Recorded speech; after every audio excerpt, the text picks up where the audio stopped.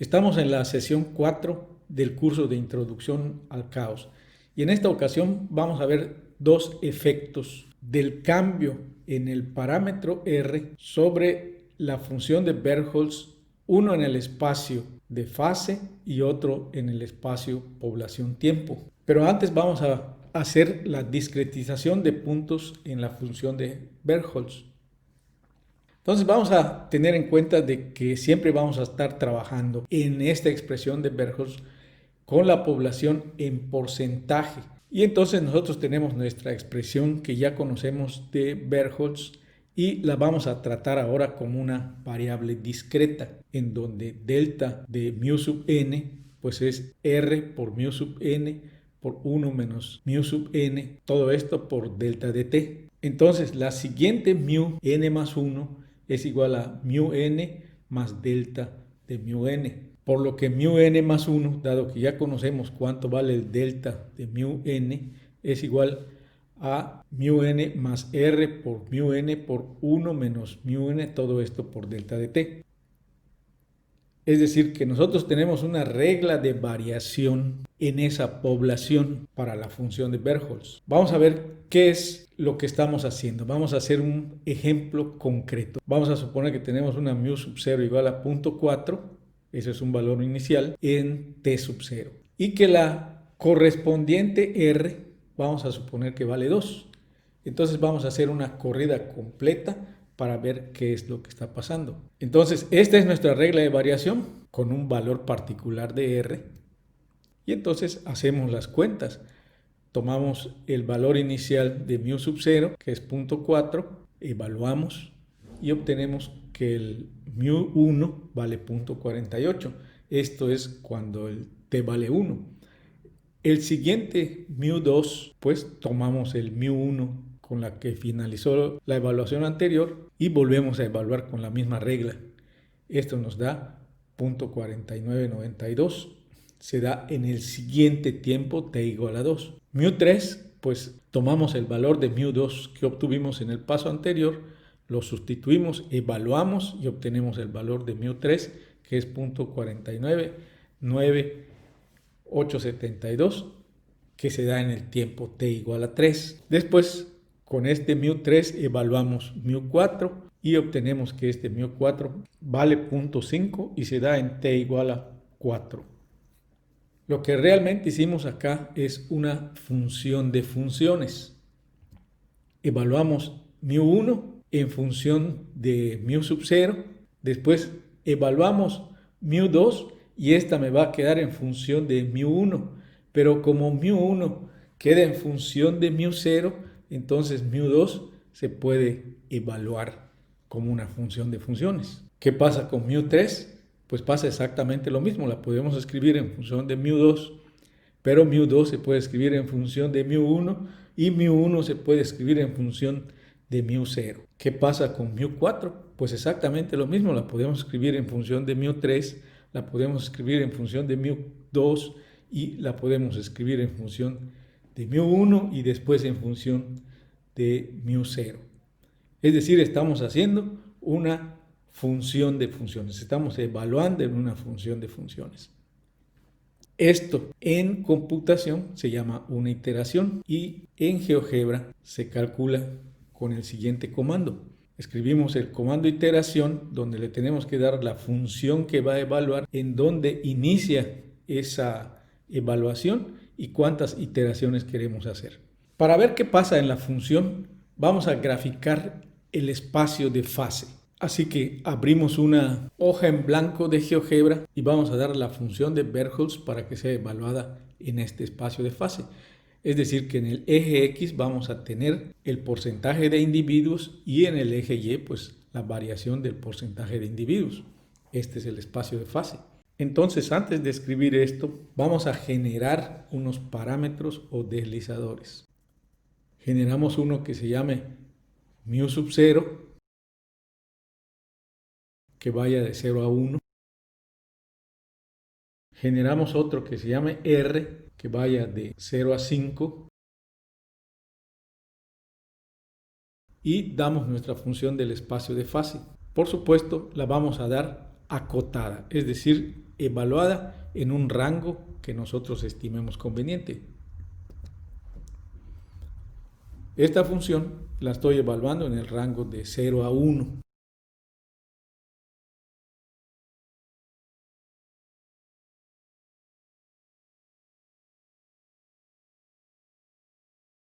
En donde es claro que si cambiamos R, pues cambia el valor de la curva.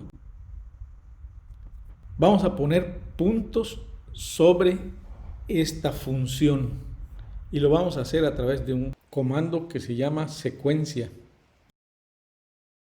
Entonces lo que hacemos acá es que tomamos un valor de u, lo evaluamos en la función f y se escribe el punto, donde los puntos van de 0 a 1 espaciados de punto 1 en punto 1.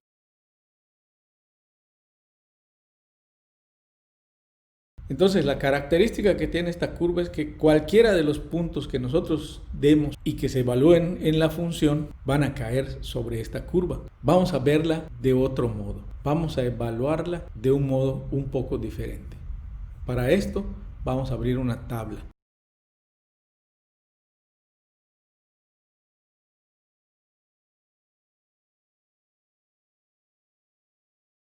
Y en la primera celda vamos a poner el valor de mu sub 0. Es decir, que si nosotros cambiamos el valor de mu sub 0, pues cambia el valor de la celda. En la siguiente celda A2 vamos a poner la evaluación en el espacio de fase.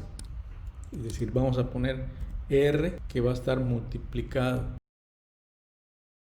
por A1 y después le vamos a multiplicar por 1 menos A1, y esa es nuestra función del espacio de fase.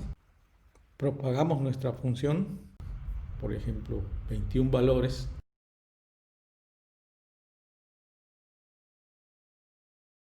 en la celda B1 vamos a poner un punto en el origen y en la celda B2 vamos a poner A1, la evaluación de A1 en el espacio de fase y propagamos.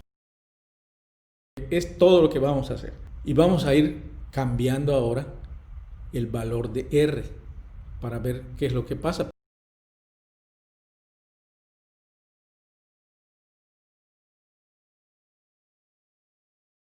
Entonces R va tomando el valor de 1, pero nos fijamos qué pasa con estos puntos.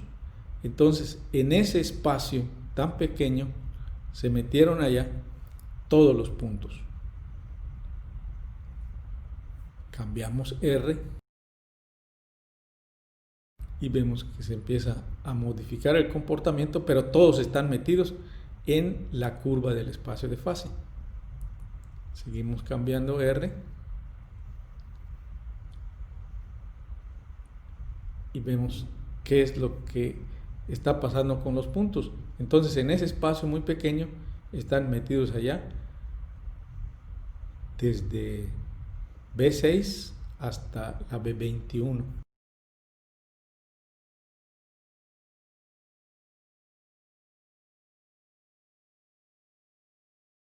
Vemos que ahora ya se dividió en un grupo todos los pares, en otro grupo todos los impares, a excepción de B2 y B3.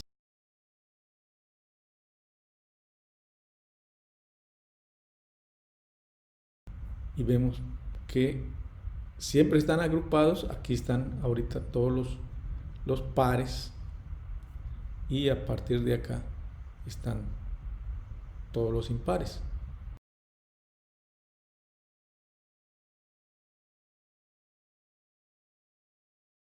Y ya hay mezclados pares con impares.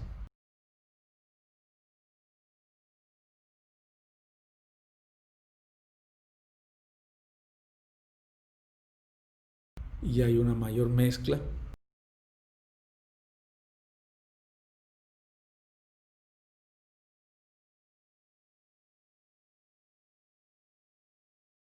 Hasta que llega un momento en que vemos en la tabla que a partir del valor 15 ya no se puede evaluar. Bajamos otra vez R. Cambiamos el valor de mu sub 0. Por ejemplo, pasamos a mu sub 2.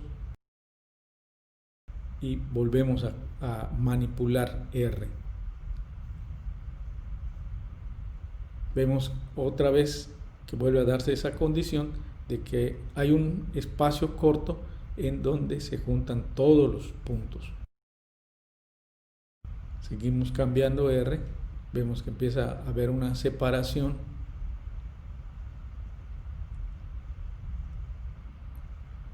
Y hay un momento en donde están todos metidos, a excepción de B2 y B3, todos metidos en un solo punto.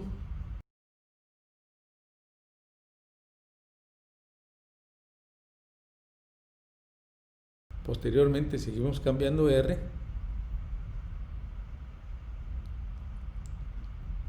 y llega un momento en donde todos los impares están en un espacio y todos los pares están en otro espacio.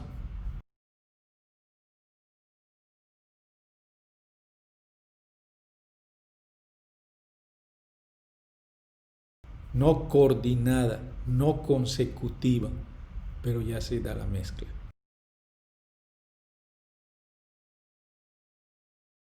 Hasta que llega un momento en que deja de ser evaluable y posteriormente ya vuelve a evaluarse.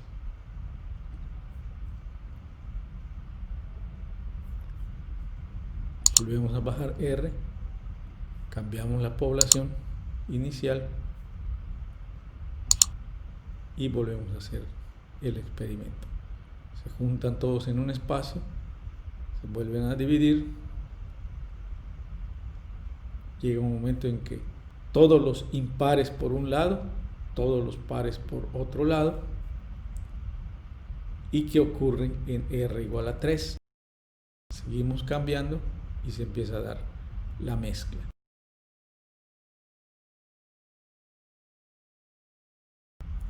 Seguimos cambiando hasta que llega un momento en que deja de ser evaluable.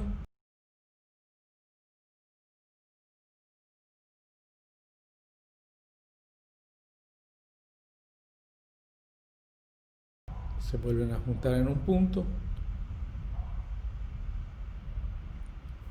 Ahorita se juntaron pares e impares en otro espacio, a excepción del 2.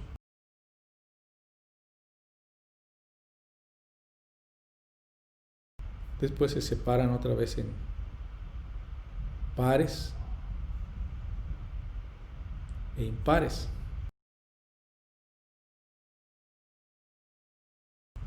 Se empieza a dar la mezcla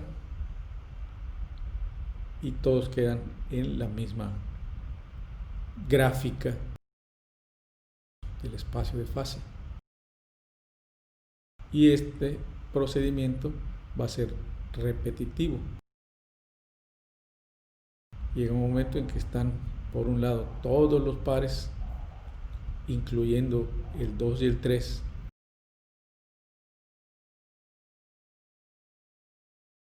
y después se separan y se da la mezcla.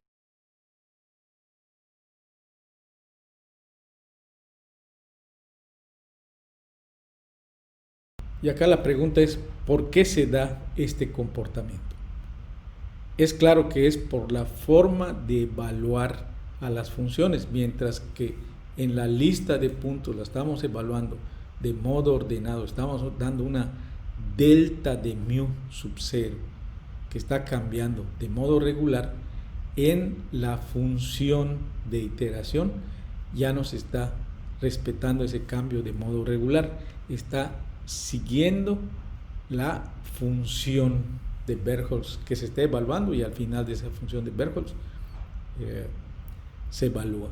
Es decir, la iteración está modificando la forma del comportamiento de la función.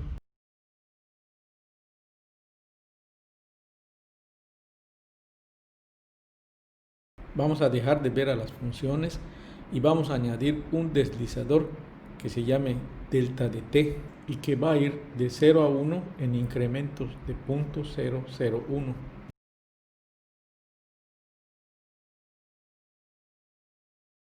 vamos a rehacer nuestra tabla en donde vamos a poner valores que vayan de 0 hasta 20, es decir, un contador.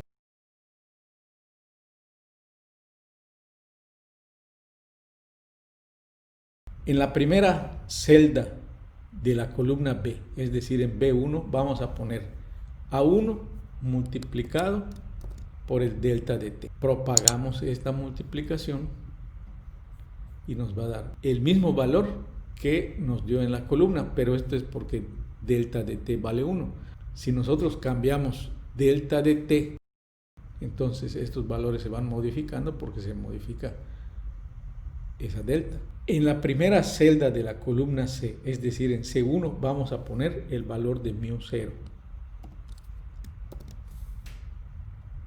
En la celda C2 vamos a poner nuestra evaluación de la función de Bergholz, es decir, vamos a poner C1 más R C1 por 1 menos C1 por delta de T. Propagamos este valor. En la primera celda de la columna D, es decir, en D1, vamos a escribir el punto dado por B1, C1. Es decir, estamos evaluando el tiempo y la evaluación en la función de Bergholz. Propagamos, le quitamos las etiquetas y creamos una lista con estos puntos. Aquí está la lista de esos puntos. Ajustamos la escala para ver todos los puntos. Podemos quitar la tabla. Podemos hacer cambios y vemos qué pasa cuando cambiamos la población. Y empezamos a hacer cambios en R. Entonces, ¿qué pasa cuando R es igual a 1.4? Es importante verificar acá que lo que estamos evaluando en esta parte es el tiempo y en esta otra la evaluación de la función de Bergholz. Entonces, esta es nuestra función de Bergholz evaluada en el tiempo, es decir, es la función logística. Entonces, cuando empezamos a cambiar R, empieza a cambiar. Vamos a unir cada uno de esos puntos por una poligonal. Y empezamos a cambiar R. Entonces, cuando empezamos a cambiar R, empiezan a darse algunas modificaciones. Vamos a ajustar la escala en Y.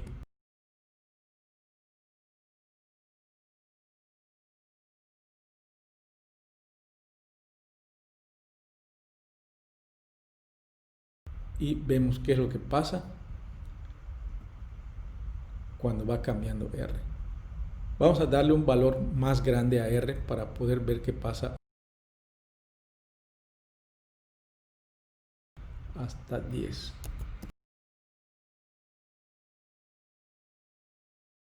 Vemos qué pasa cuando R toma valores más grandes.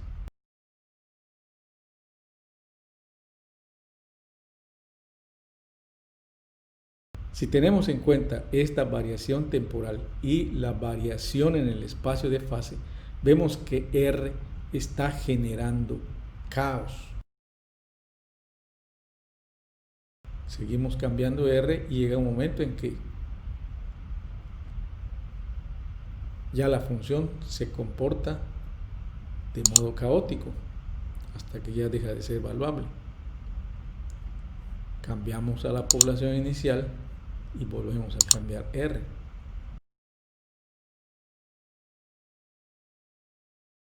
Entonces, nuestra función depende de la población inicial y depende de R. Esta es nuestra función logística. ¿Qué pasa cuando cambiamos delta de T? Vamos a suponer que tenemos una delta de T grande. Ajustamos la escala para poder ver todo el comportamiento y cambiamos R. Y vemos que a menores valores de R ya se entró al caos.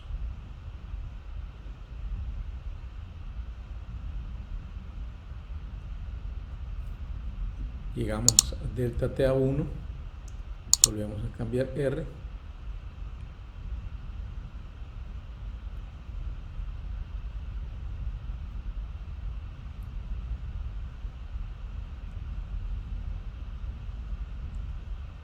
Y vemos qué es lo que empieza a pasar.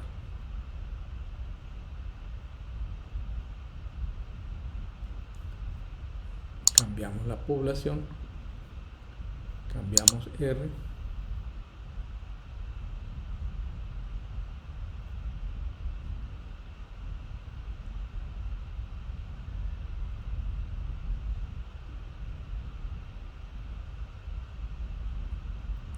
pero veamos qué es lo que sucede con un momento en donde se puede visualizar que estamos en un momento caótico. Vamos a ajustar la escala para ver todo el comportamiento. Y ahora hagamos un cambio en delta T. ¿Qué pasa cuando cambiamos delta T en un momento de caos?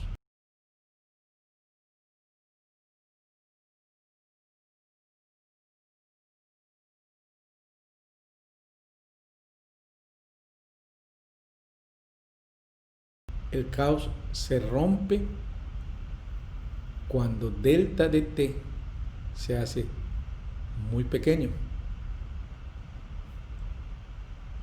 Vamos a suponer que tenemos a punto 1 y empezamos a crecer R. Empieza a volverse caótica la función, pero la delta de T rompe ese caos. Si la delta de T se hace grande, el caos se genera.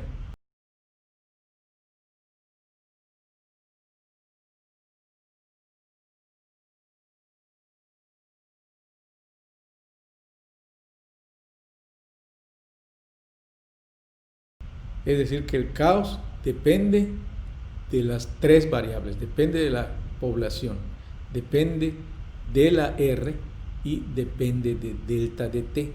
Pero ¿qué quiere decir este cambio en delta de T? Que si un sistema no es vigilado constantemente, entra en caos. Por ejemplo, en la pandemia, si no tomamos estas medidas de que en los supermercados nos tomen la temperatura, nos den gel antibacterial, esto es revisar el delta de T. Son las medidas que pueden hacer que baje la pandemia, porque si el delta de T es grande, es decir, si no hay ninguna vigilancia sobre el sistema, este entra en caos.